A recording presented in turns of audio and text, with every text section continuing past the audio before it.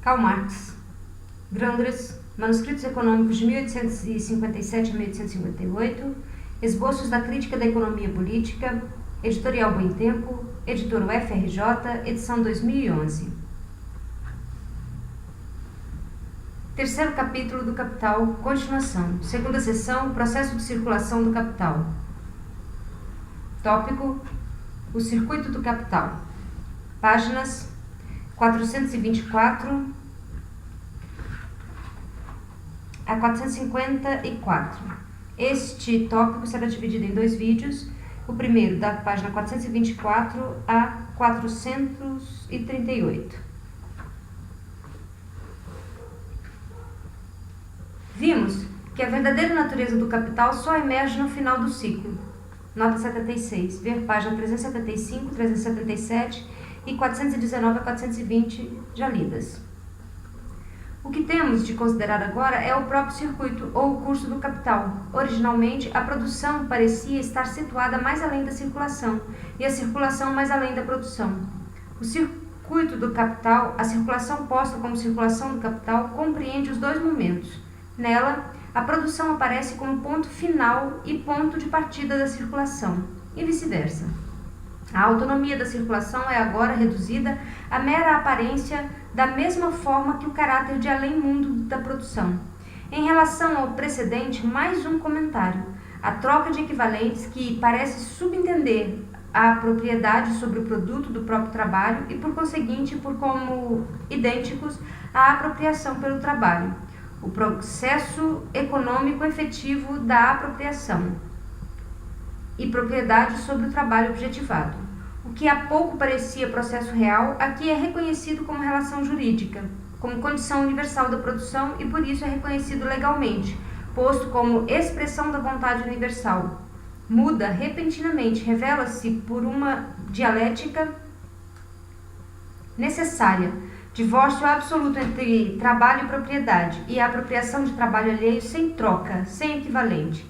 A produção baseada no valor de troca sobre cuja superfície acontece aquela troca livre e igual de equivalentes é no fundo troca de trabalho objetivado como valor de troca pelo trabalho vivo como valor de uso, ou como também pode ser expresso comportamento do trabalho em relação às suas condições objetivas, e por essa razão com a objetividade criada pelo próprio trabalho, como propriedade alheia, alienação, criada pelo próprio trabalho.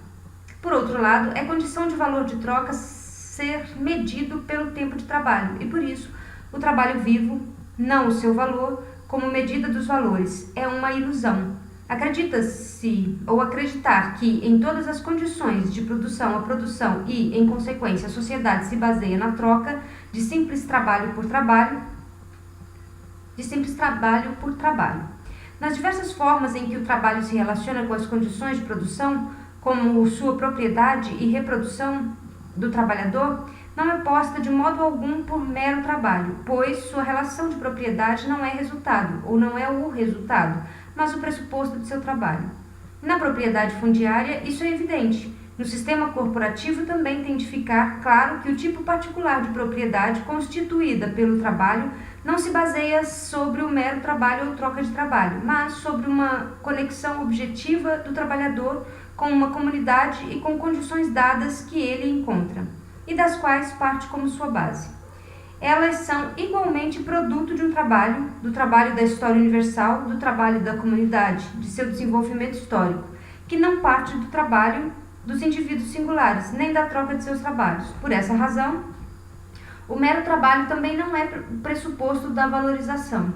Uma situação em que simplesmente seja trocado trabalho por trabalho, seja na forma viva imediata, seja na forma de produto, supõe a dissociação do trabalho de seu vínculo originário com as suas condições objetivas, motivo pelo qual, por um lado, o trabalho aparece como mero trabalho e, por outro, seu produto como trabalho objetivado. Ganha diante dele uma existência completamente autônoma como valor. A troca de trabalho por trabalho, aparentemente, a condição da propriedade do trabalhador se funda na ausência da propriedade do trabalho como base do trabalho. Será considerado posteriormente que a forma mais extrema do estranhamento, forma em que, na relação do capital com o trabalho assalariado, o trabalho, a atividade produtiva, aparece em relação com as suas próprias condições, e com seu próprio produto é um ponto de passagem necessário e, por isso, encerra em si ainda a forma invertida, de cabeça para baixo, de solução de todos os pressupostos limitados da produção. E mais ainda, cria e produz os imprescindíveis pressupostos da produção e, em consequência, as condições materiais plenas para o desenvolvimento total universal das forças produtivas do indivíduo. A circulação de dinheiro partia de infinitos pontos e retomava ou retornava a infinitos pontos. O ponto de retorno não estava de forma alguma posto como ponto de partida. No curso do Capital, o ponto de partida é posto como ponto de retorno e o ponto de retorno como ponto de partida. O próprio capitalista é o ponto de partida e de retorno. Ele troca dinheiro pelas condições de produção, produz, valoriza o produto, transforma-o em dinheiro e depois começa o processo de novo. A circulação de dinheiro, considerada em si mesma, necessariamente se extingue no dinheiro como uma coisa imóvel. A circulação de capital se reacende em si mesma incessantemente, separa-se de seus diferentes momentos e é um perpetuum mobile, ou seja, um moto perpétuo. Nota da tradução. Do ponto de vista da circulação, o preço é posto de maneira puramente formal, visto que o valor é pressuposto independente da circulação de dinheiro. A circulação de capital põe preço, não só formal, mas realmente, uma vez que põe em o valor. Onde o próprio valor aparece na circulação como pressuposto, só pode ser como valor posto por outro capital. A circulação de dinheiro já encontra medida a extensão de seu percurso e as circunstâncias que aceleram ou retardam seus choques externos. O capital, em seu curso, amplia-se a si mesmo e sua trajetória, e a própria rapidez ou lentidão do curso constitui um momento imanente dele mesmo. Ele se modifica qualitativamente na circulação, e a totalidade dos momentos de sua circulação são eles próprios momentos de sua produção, tanto de sua reprodução quanto de sua produção nova. Vimos como no fim do segundo circuito, nota 77, vê página 370 e 377, do circuito dos valores excedentes, que é valorizado como capital excedente, desaparece a ilusão de que o capitalista trocaria com o trabalhador qualquer coisa que não uma parte do trabalho objetivado do próprio trabalhador. No interior do modo de produção, já fundado no próprio capital, a parte do capital que representa a matéria-prima e instrumento aparece para o capital singular, entretanto como um valor que lhe é pressuposto e igualmente pressuposto ao trabalho vivo que ele compra. Esses dois itens se resolvem como itens postos pelo capital alheio, portanto, de novo, pelo capital, mas só que por um outro. O que para um capitalista é matéria-prima é produto do outro. O que para um produto, para o outro é matéria-prima. O que para um é produto, para o outro é matéria-prima. O instrumento de um é produto do outro e pode até mesmo servir como matéria-prima para a produção de um outro instrumento. Assim, aquilo que aparece no capital singular como pressuposto, o que chamamos de valor constante, nota 78, na página 293 a 347, nada mais é do que o pressuposto do capital pelo capital. O fato de que os capitais, nos diferentes ramos da indústria, se põem reciprocamente como pressuposto e condição. Morto, autonomizado em relação ao trabalho vivo. Em última instância, nenhum capital contém qualquer coisa além do trabalho, exceto a matéria natural desprovida de valor. A entrada em cena dos muitos capitais não devem aqui perturbar o exame.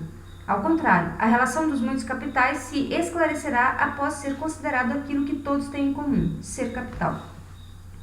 A circulação do capital é ao mesmo tempo seu devir, seu crescimento, seu processo vital. Se alguma coisa tivesse de ser comparada com a circulação sanguínea, não seria a circulação formal do dinheiro, mas a circulação plena de conteúdo do capital. Se a circulação pressupõe a produção em todos os pontos, e se a circulação de produtos, seja de dinheiro, seja de mercadoria, e se este sempre tem origem no processo de produção, ele próprio, o processo do capital, a própria circulação de dinheiro, aparece agora determinada pela circulação do capital, ao passo que antes parecia estar ao lado do processo de produção. Retornaremos a esse ponto. Se examinarmos agora a circulação ou o curso do capital como um todo, dois momentos aparecem como as duas grandes diferenciações em seu interior: o processo de produção e a própria circulação, ambos como momentos da circulação, ou de sua circulação. O tempo que o capital demora na esfera do processo de produção depende das condições tecnológicas do processo, e a permanência nessa fase coincide imediatamente por mais que a duração tenha de ser diferente dependendo do tipo de produção, seu objeto, etc., com o desenvolvimento das forças produtivas.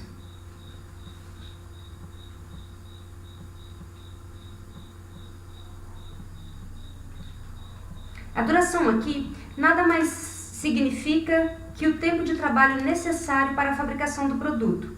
Falso, nota 79.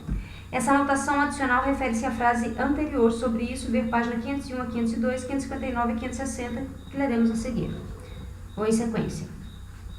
Como vimos, quanto menor esse tempo de trabalho, mais o valor excedente relativo.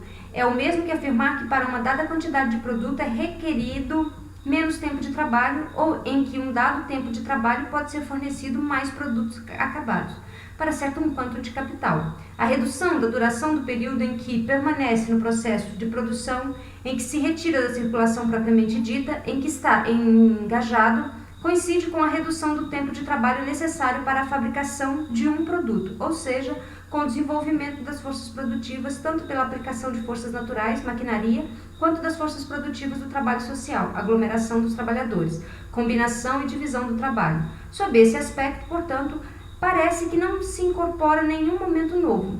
De todo modo, quando é considerado que no que se refere ao capital singular, a sua parte que constitui matéria-prima, instrumento, meio de trabalho, é produto de um capital alheio, então se evidencia que a velocidade com a qual esse capital pode renovar o processo de produção é determinada simultaneamente pelo desenvolvimento da produtividade em todos os ramos industriais. Isso fica muito claro quando se supõe o mesmo capital produzindo suas matérias-primas, seus instrumentos e seus produtos acabados, quando se supõe diversos capitais. A própria duração da permanência do capital na fase do processo de produção devém um momento da circulação. No entanto, aqui ainda não lidamos com os muitos capitais, portanto, esse momento não cabe aqui. O segundo momento é o período em que transcorre desde o capital transformado em produto até sua transformação em dinheiro. A frequência com que o capital pode, em um tempo dado, recomeçar o processo de produção e a autovalorização depende, evidentemente, da velocidade com que tal período é percorrido ou de sua duração. Se o capital originalmente, digamos, de 100 thalers, executa 4 rotações em um ano, o ganho, caso seja de 5% de cada vez e não sendo capitalizado o valor novo, é o mesmo que o de um capital de massa 4 vezes maior, com a mesma percentagem, digamos, de 400, que executasse uma rotação em um ano, igual a 20% de cada vez. A velocidade da rotação, sendo idênticas às demais condições de produção, substitui assim a massa do capital. Em outras palavras, se um valor 4 vezes menor se realiza em 4 vezes como capital no mesmo período, durante o qual um capital 4 vezes maior se realiza só uma vez, o ganho, a produção de mais valor do capital menor é tão grande, pelo menos tão grande, quanto o capital maior, ou quanto o do capital maior. Dizemos pelo menos, ele pode ser maior porque o próprio valor excedente pode, por sua vez, ser aplicado como capital excedente. Suponha, por exemplo, que o lucro de um capital de 100, essa forma do mais-valor é antecipada aqui para efeito de cálculo, seja de 10% de cada vez, qualquer que seja a frequência com que circule. Assim, no final dos primeiros 3 meses, o capital seria 110, do segundo trimestre 121, do terceiro 133, 1/10. E na última rotação, 146, 61 centavos. Ao passo que no caso de um capital de 400, com uma rotação no ano, seria de 440. No primeiro caso, o ganho é igual a 46, 61 centavos. No segundo, só igual a 40. O fato de que o pressuposto é falso na medida em que o capital não rende a mesma taxa de lucro a cada momento, não afeta o exemplo, pois aqui não vem ao caso a magnitude do aumento, mas tão somente se, e este é o caso, no primeiro caso, é maior do que 40. No curso do dinheiro, já nos deparamos uma vez com a lei da substituição da velocidade pela massa e da massa pela velocidade, nota 80, ver página 141. Ela governa tanto a produção quanto a mecânica. Esse é um fato ao qual é preciso retornar na equalização da taxa de lucro, do preço, etc. A questão que nos interessa aqui é a seguinte: não intervém um momento da determinação do valor, que é independente do trabalho, que não se baseia diretamente nele, mas que se deve à própria circulação. O fato de que o crédito equalize as diferenças na rotação do capital ainda não vem ao caso aqui. No entanto, a própria questão tem lugar nesse ponto, uma vez que ele ou ela se deriva do simples conceito do capital, considerado em geral. A rotação mais frequente do capital em um dado período assemelha-se às safras mais frequentes ao longo do ano nos países do Sul, quando comparados aos do Norte, como já foi dito anteriormente, nota 81, ver página 427. Abstraímos aqui completamente dos diferentes tempos que o capital tem de permanecer na fase de produção, no próprio processo de valorização produtiva, assim como o grão deixado no solo como semente perde o seu valor de uso imediato, é desvalorizado como valor de uso imediato. O capital é desvalorizado desde a conclusão do processo de produção até a sua reconversão em dinheiro e daí novamente em capital. Essa velocidade com a qual pode se converter da forma dinheiro novamente nas condições de produção, o próprio trabalhador não aparece sob tais condições de produção, como na escravidão, mas a troca com ele depende da velocidade e continuidade da produção dos demais capitais que lhe fornecem matéria-prima e instrumento, assim como da disponibilidade dos trabalhadores, e sob este último aspecto, uma população excedente relativa é a melhor condição para o capital. Abstraindo completamente do processo de produção do capital, a velocidade e continuidade do processo de produção B aparecem como um momento que condiciona a reconversão do capital A da forma de dinheiro na forma de capital industrial. A duração do processo de produção do capital B aparece assim como um momento na velocidade do processo de circulação do capital A. A duração da fase de produção de um determina a velocidade da fase de circulação do outro.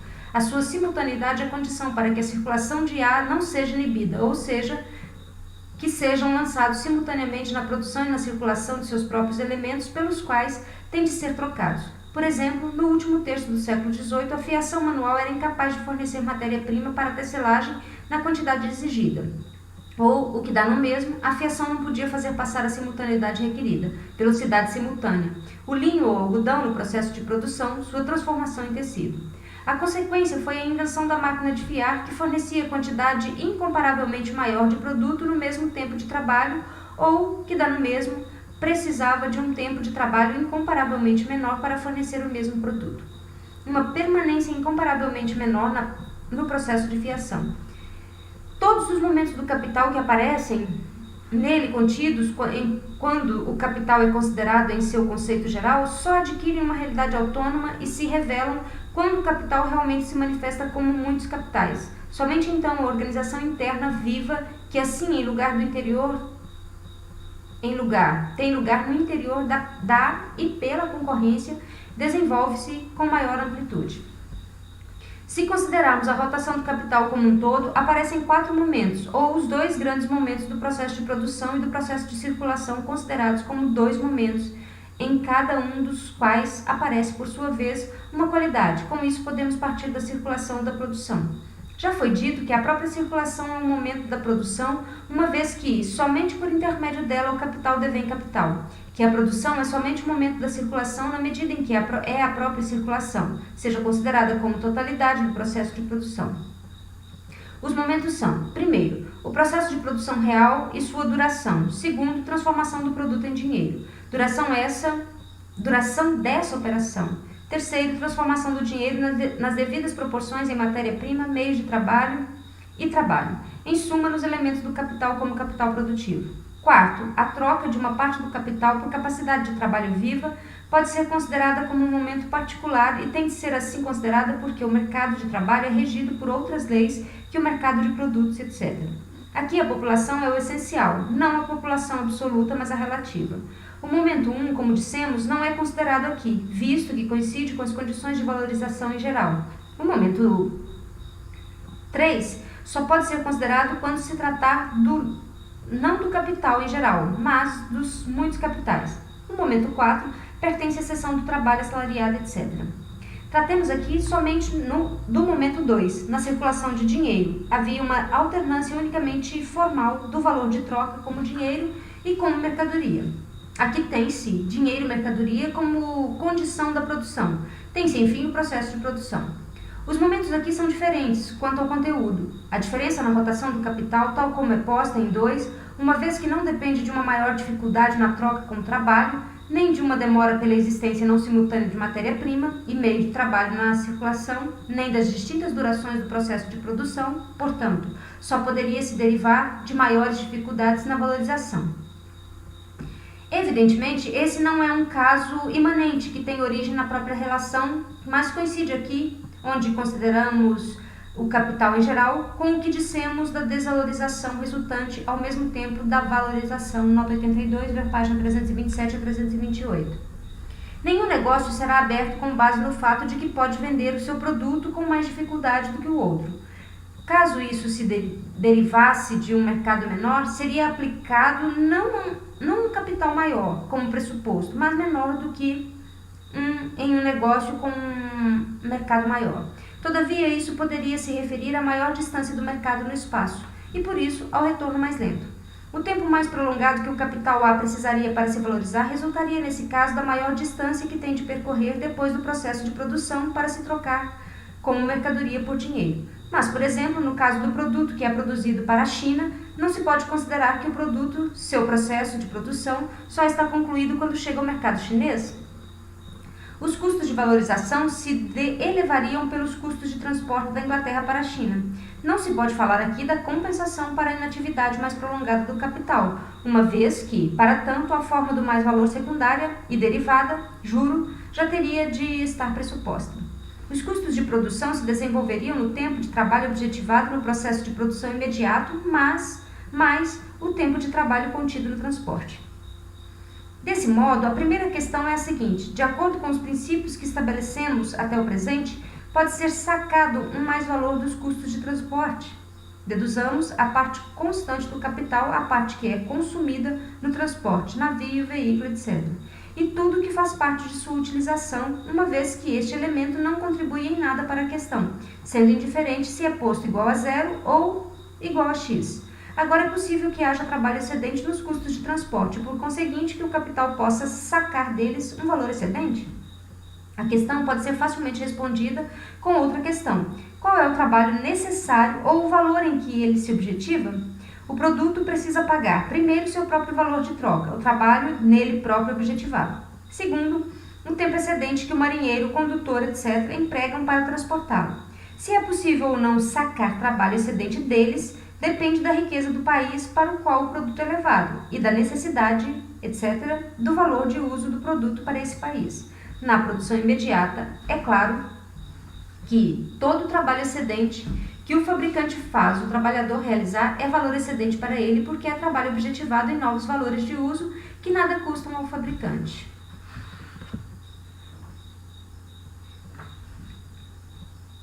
Todavia, ele evidentemente não pode empregá-lo no transporte por um tempo maior do que o requerido para o transporte. Nesse caso, estaria dissipando o tempo de trabalho em lugar de valorizá-lo, de objetivá-lo em um valor de uso. Se o marinheiro, o condutor, etc., precisam somente de meio ano de trabalho, e se essa é geralmente a proporção de trabalho necessário para a subsistência, para viver durante um ano, o capitalista o emprega por um ano inteiro e paga a ele meio ano. Como acrescenta ao valor dos produtos transportados um ano inteiro de tempo de trabalho, mas paga apenas meio, ganha um mais-valor de 100% sobre o trabalho necessário. Esse caso é exatamente o mesmo que o da proporção ou da produção imediata, e por essa razão o mais-valor original do produto transportado só pode provir do fato de que uma parte do tempo de transporte não é paga aos trabalhadores, porque é um tempo excedente para além de seu trabalho necessário para viver. O fato de que um produto isolado se encareceria tanto pelos custos de transporte que não poderia ser trocado, em virtude da desproporção entre o valor do produto e seu mais-valor, como o produto transportado, propriedade que dele desaparece tão logo chega ao destino. Não altera em nada a coisa. Se o fabricante pusesse em movimento toda a sua maquinaria para fiar uma libra de fio de algodão, o valor dessa libra aumentaria de tal modo que dificilmente seria vendável. O preço elevado dos produtos estrangeiros, bem como seu consumo restrito na Idade Média, etc., deriva-se precisamente dessa causa. Trata-se de um movimento espacial, tanto se eu carrego metais de mina como mercadorias ao seu local de consumo. O aprimoramento dos meios de transporte e a comunicação entra igualmente na categoria do desenvolvimento das forças produtivas em geral. O fato de que o grau com que os produtos podem suportar os custos de transporte pode depender de seu valor, de que, além disso, é preciso um intercâmbio em grande quantidade para reduzir os custos de produção. Um navio de 100 toneladas de capacidade pode transportar 2 ou 100 toneladas, etc., com os mesmos custos de produção. E para tornar rentáveis os meios de comunicação, etc., nada disso vem ao caso aqui. Entretanto, será necessário dedicar uma seção especial aos meios de comunicação, visto que constituem uma forma de capital fixo, que possui suas próprias leis de valorização. Caso se pense, o mesmo capital produzindo e transportando os dois atos fazem parte da produção imediata e a circulação, tal como a consideramos até o momento, a transformação em dinheiro tão logo o produto recebesse essa última forma para o uso. Só teria início quando o produto chegasse ao seu local de destino. O retorno mais demorado desse capitalista em comparação com o outro que vendeu seu produto no local se desenvolveria em outra forma de maior utilização de capital, fixo, sobre a qual ainda não falamos até aqui. Na mesma, se A precisa de 100 thalers a mais para um instrumento do que B, ou se precisa de 100 thalers a menos ou a mais para levar seu dinheiro ao lugar do destino ao mercado. Em ambos os casos é usado mais capital fixo, mais meios de produção que são consumidos na produção imediata. Sob esse aspecto, portanto, nenhum caso imanente seria posto aqui. Ele faria parte do exame da diferença entre capital fixo e capital circulante. Entretanto, aqui se acrescenta mais um momento, os custos de circulação que não estão contidos no conceito simples da circulação e que ainda não nos dizem respeito. Dos custos de circulação que resultam da circulação como ato econômico, como relação de produção e não como momento imediato da produção, como nos meios de transporte e de comunicação, só se pode falar no juro e especialmente no crédito. A circulação, tal como a consideramos, é um processo de transformação, um processo qualitativo do valor, tal como aparece nas diferentes formas de dinheiro. Processo de produção, valorização, produto, conversão, reconversão em dinheiro e capital excedente. Na medida em que no interior desse processo de transformação enquanto tal, nessa transformação de uma determinada ou de uma determinação na outra determinação, geram-se novas determinações.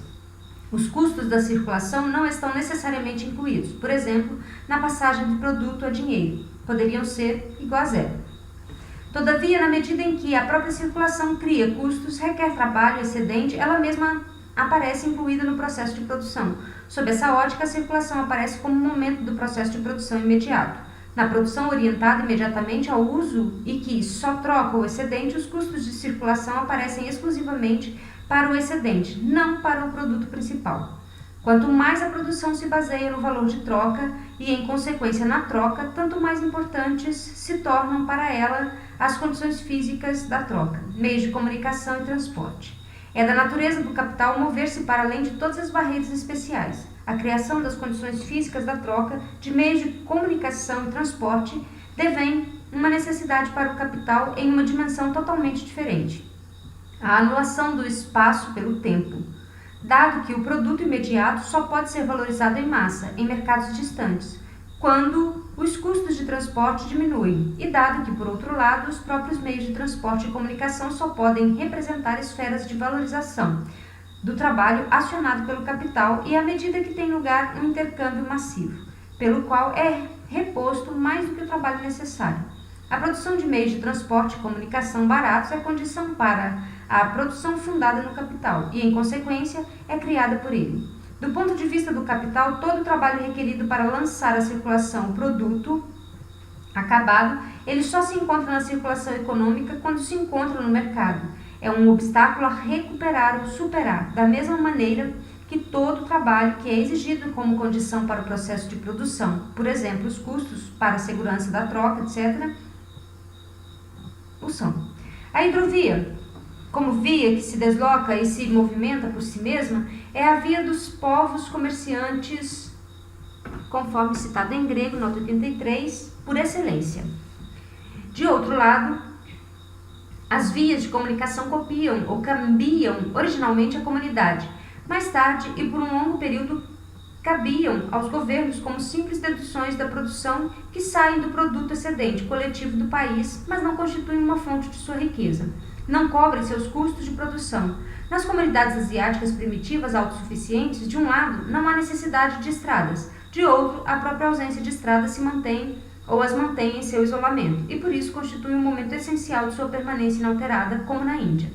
A construção de estradas por meio do trabalho servil, ou o que é outra forma, por meio do imposto, é a transformação à força de uma parte do trabalho excedente ou do produto excedente do país em estradas. Para que o capital singular assuma tal tarefa, crie as condições que se situam fora do próprio processo de produção imediato, o trabalho tem de se valorizar. Pressupondo, certa estrada entre A e B, nada custando a terra, ela contém somente um quantum determinado de trabalho, logo de valor, seja ela construída pelos capitalistas ou pelo Estado, na mesma. Portanto, ganha aqui o capitalista à medida que cria trabalho excedente e por isso valor excedente. Repetindo. Portanto, ganha aqui o capitalista à medida que cria trabalho excedente e por isso valor excedente? Nota 84. Riscado no manuscrito, certamente não. Portanto, de onde vem o seu lucro nesse caso? O público paga-lhe juros e lucro. Na medida em que facilita a produção e a troca, a estrada é uma força produtiva e não valor. Valor de uso para o ato de produção. Primeiramente, retire da estrada aquilo que é enigmático e aquilo que é consequência da sua natureza de capital fixo. Suponha que a estrada pudesse ser vendida de uma só vez como um casaco ou uma tonelada de ferro. Se a produção da estrada custa, digamos, 12 meses, seu valor igual a 12 meses. Se o padrão geral do trabalho é tal que o trabalhador pode viver, digamos, com 6 meses de trabalho objetivado, o trabalhador criaria, portanto, caso construísse toda a estrada, 6 meses de valor excedente para si. Ou caso a comunidade construísse a estrada e o trabalhador só desejasse trabalhar o tempo necessário, haveria de ocorrer ou recorrer a outro trabalhador que trabalhasse 6 meses. O capitalista, ao contrário, coage um trabalhador a trabalhar 12 meses e paga para ele 6. A parte do valor da estrada que contém seu trabalho excedente constitui o lucro do capitalista. A forma real na qual aparece o produto não deve absolutamente interferir na fundamentação da teoria do valor pelo tempo de trabalho objetivado.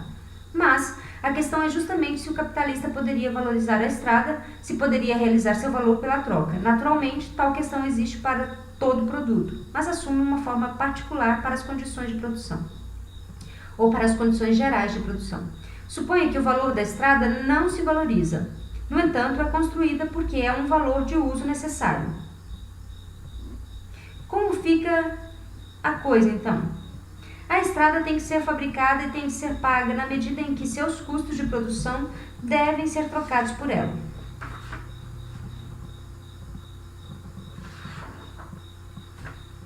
A estrada só se torna realidade por meio de certo consumo de trabalho, meios de trabalho, matérias-primas, etc.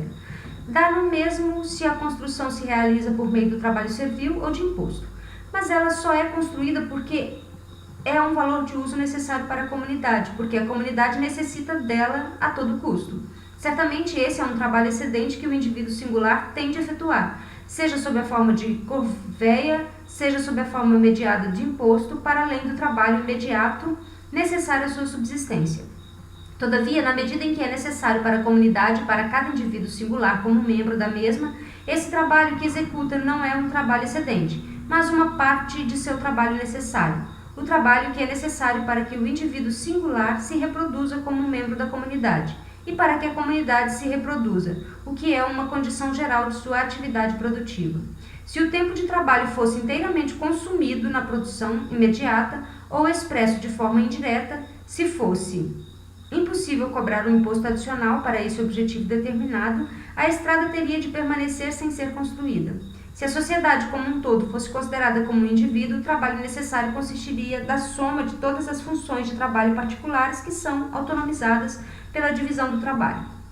Esse indivíduo único teria de empregar, por exemplo, tanto para a agricultura, tanto para a indústria, tanto para o comércio, tanto para a fabricação de instrumentos, tanto, voltando à nossa vaca fria, para a construção de estradas e meios de comunicação. Todas essas necessidades se resolvem com certo tempo de trabalho, o qual deve ser orientado a finalidades diferentes e despendido em atividades particularizadas. A quantidade que pode ser utilizada de tal tempo de trabalho, repetindo. Todavia, na medida em que é necessário para a comunidade e para cada indivíduo singular, como membro da mesma, esse trabalho que executa não é um trabalho excedente, mas uma parte de seu trabalho necessário. O trabalho que é necessário para que o indivíduo singular se reproduza como membro da comunidade. E para que a comunidade se reproduza, o que é uma condição geral da sua atividade produtiva. Se o tempo de trabalho fosse inteiramente consumido na produção imediata, ou expresso de forma indireta, se fosse impossível cobrar um imposto adicional para esse objetivo determinado, a estrada teria de permanecer sem ser construída. Se a sociedade como um todo fosse considerada como um indivíduo, o trabalho necessário consistiria da soma de todas as funções de trabalho particulares que são autonomizadas pela divisão do trabalho. Esse indivíduo único teria de empregar, por exemplo, tanto tempo para a agricultura, tanto para a indústria, tanto para o comércio, tanto para a fabricação de instrumentos, tanto, voltando à nossa vaca fria, para a construção de estradas e meios de comunicação. E todas essas necessidades se resolvem com certo tempo de trabalho, o qual deve ser orientado a finalidades diferentes e despendido em atividades particularizadas. A quantidade que pode ser utilizada de tal tempo de trabalho dependeria do quantum da capacidade de trabalho, que é igual da massa dos indivíduos aptos ao trabalho que constituem a sociedade, e do desenvolvimento da força produtiva do trabalho, da massa de produtos que pode criar um tempo dado. 985, os manuscritos traz o termo valores de uso, escritos acima dessa forma ou acima dessa palavra, sem indicação de inserção. O valor de troca, que pressupõe a divisão do trabalho, mais ou menos desenvolvida de acordo com o próprio grau da troca, pressupõe, em lugar de um único indivíduo, a sociedade, executar diferentes trabalhos, empregar seu tempo de trabalho em fontes diferentes, que o tempo de trabalho de cada indivíduo seja dedicado exclusivamente à função particular necessária. Quando falamos de tempo de trabalho necessário, os ramos de trabalho particulares e separados aparecem como necessários.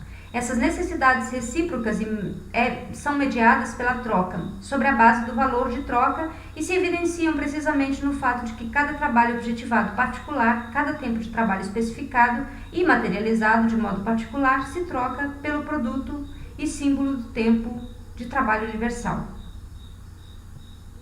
Do tempo de trabalho objetivado por excelência, por dinheiro, e desse modo pode-se trocar novamente por qualquer trabalho particular. Essa própria necessidade é mutável, uma vez que as necessidades são produzidas tanto quanto são os produtos e as diferentes habilidades de trabalho. Há variações para mais ou para menos no âmbito dessas necessidades e trabalhos necessários.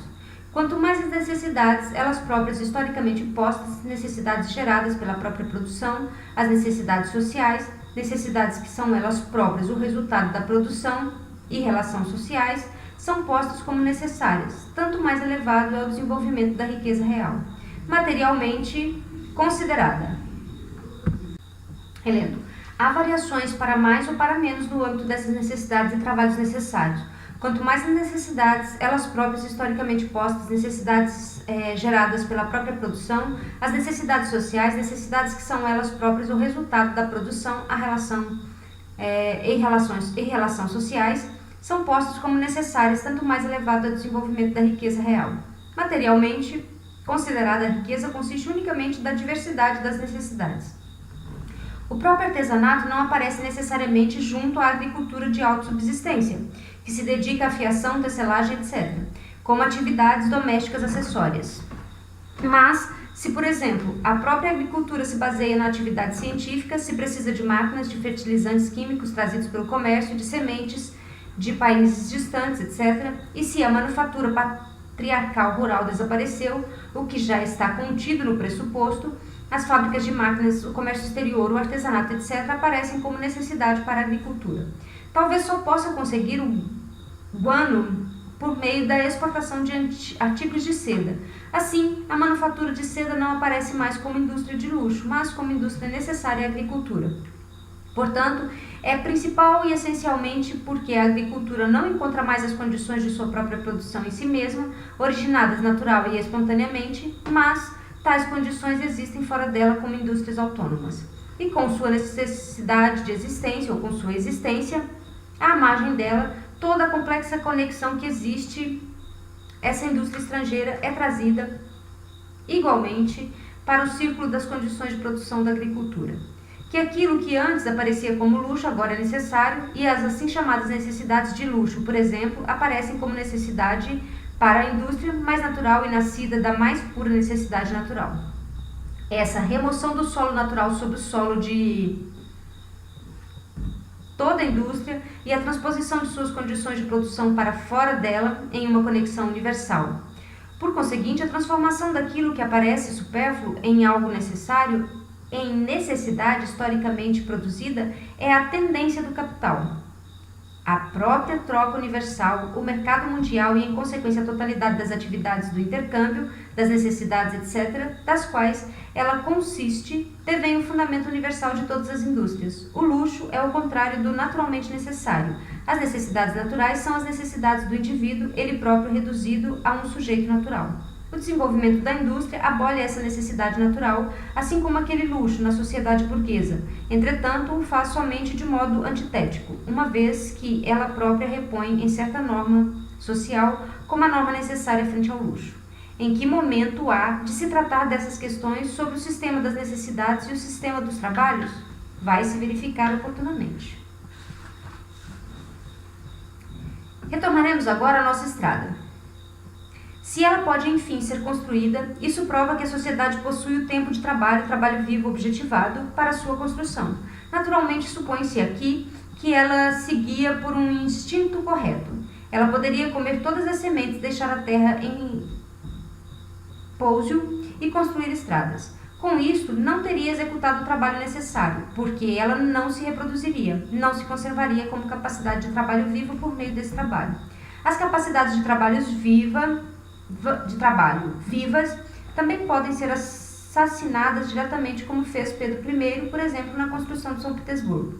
Algo semelhante não vem ao caso aqui, porque, então, tão logo intervém a produção e a divisão do trabalho fundados no valor de troca, a produção de estradas não se converte em negócio privado de indivíduos singulares?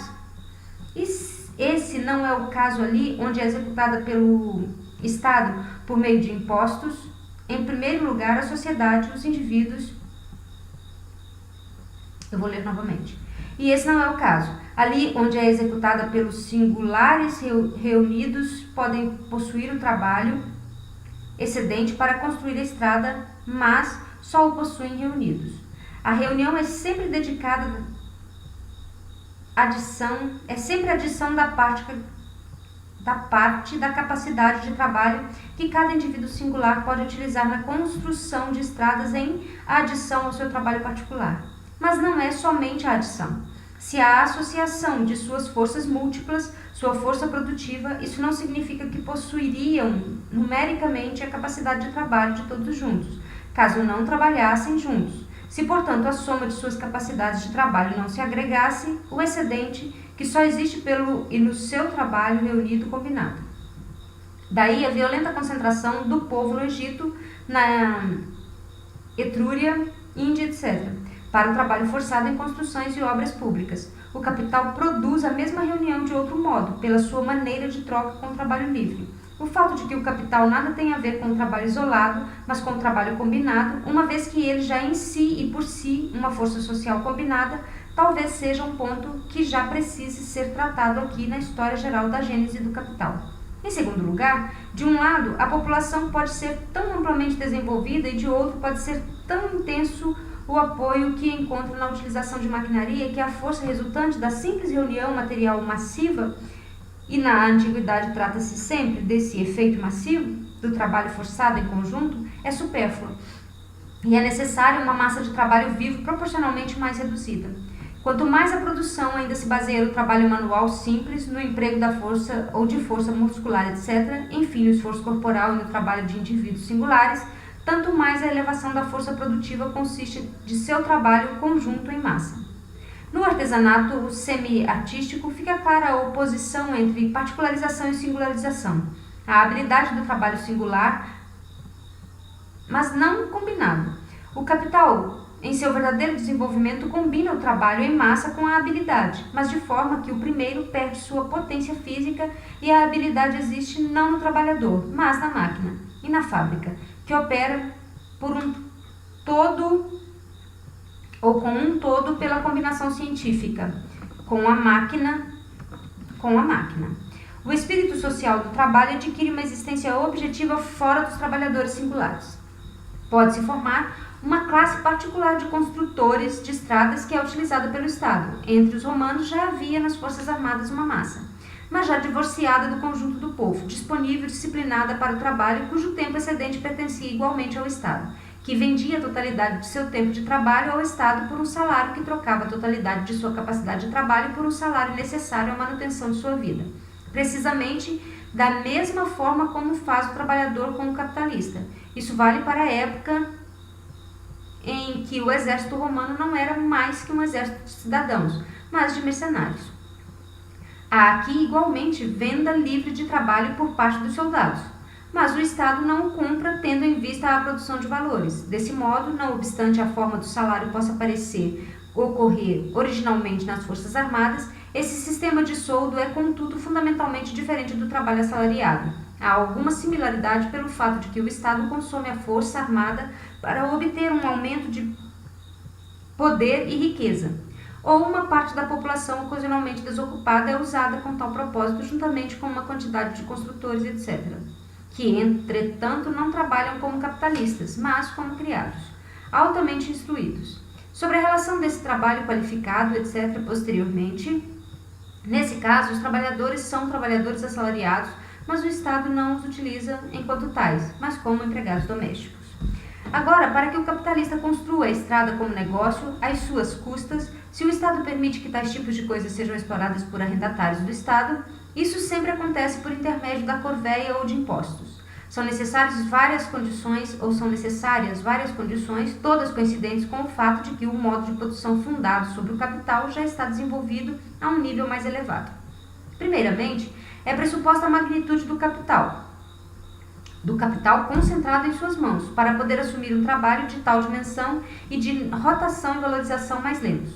Por essa razão, em geral, o capital por ações, forma na qual o capital se elaborou até a forma última, forma em que não somente é em si, de acordo com sua substância, mas é posto em sua forma como força e produção social. Segundo, exige-se dele que produza juros e não lucro. Pode produzir mais do que juros, mas isso não é necessário. Aqui ainda não é preciso investigar esse ponto com mais detalhe.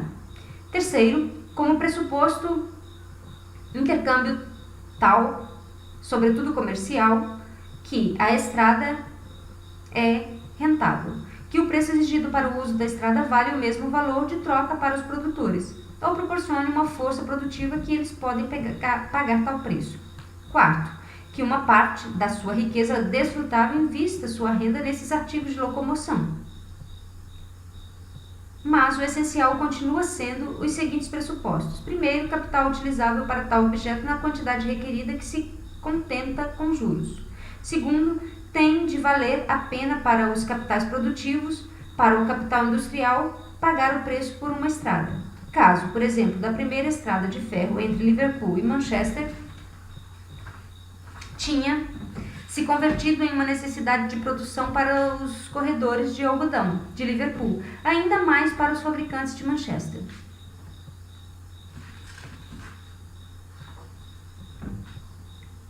A concorrência pode ainda, por exemplo, criar a necessidade da estrada de ferro de um país em que o prévio desenvolvimento de suas forças produtivas ainda não tenha pressionado tanto.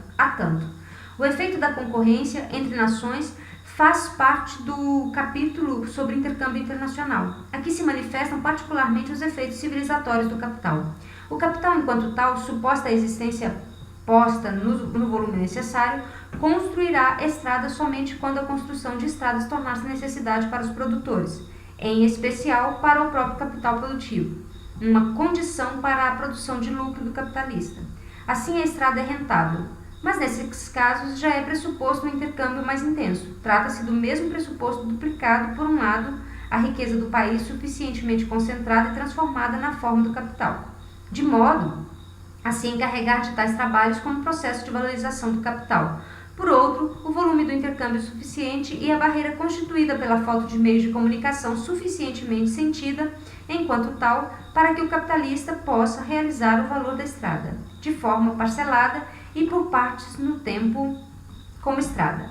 Sua utilização, todas as condições gerais de produção, tais como estradas, canais, etc., seja as quais facilitam a circulação ou as que tornam possível, seja igualmente as que aumentam a força produtiva, como as irrigações, etc., realizadas pelos governos na Ásia e de resto também na Europa, tais condições, para serem levadas a cabo pelo capital em lugar do governo, que representa as comunidades enquanto tal, supõem um elevado desenvolvimento da produção fundada no capital. A desvinculação das obras públicas do Estado e sua passagem do domínio dos trabalhos executados pelo próprio capital indica o grau em que se constitui a comunidade real na forma do capital. Um país, por exemplo, os Estados Unidos, pode ele próprio experimentar a necessidade de estradas de ferro do ponto de vista produtivo. Não obstante, a vantagem imediata para a produção daí resultante pode ser tão reduzida que as despesas não aparecem senão como a fundo perdido. Depois, o capital joga as despesas sobre os ombros do Estado, ou onde o Estado tradicionalmente ainda ocupa uma posição superior diante dele. Possui ainda o privilégio e a vontade de forçar o conjunto dos capitalistas e por uma parte de sua renda, não de seu capital, em tais trabalhos de utilidade geral, trabalhos que aparecem ao mesmo tempo como condições gerais da produção e por essa razão não como condição particular para qualquer capitalista. E enquanto não assume a forma de sociedade por ações, o capital sempre procura exclusivamente as condições particulares de sua valorização. Relega as condições coletivas como necessidades nacionais ao país como um todo. O capital só realiza empreendimentos vantajosos sob sua ótica. Sem dúvida também especula mal e, como veremos, tem de especular assim. Nesse caso, ele faz investimentos que não são rentáveis e que só dão lucro quando são desvalorizados em um certo grau.